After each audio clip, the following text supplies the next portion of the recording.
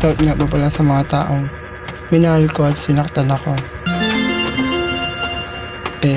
Balik ka na. May pang 150 na ako. 3. Shoutout nga po pala sa mga taong pilit akong binabagsak. Pero, sorry. Kahit anong gawin, patuloy akong umaangat. Araw-araw, sipag lang. Basta may sipag at tiyaga, laging may nilaga.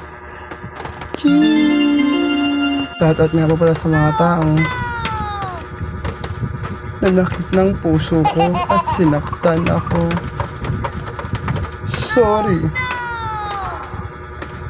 Ako yung taong iniwan nyo noon. Sorry ka ngayon. Blooming at maganda na ang lola nyo ngayon. Kaya pag nakita tayo sa daan, huyo ka na lang. Pabush little girl. Shoutout nga pala sa mga taong mahilig mambira kahit hindi mo naman inaano. Basta-basta. Yan ang mga inggitera.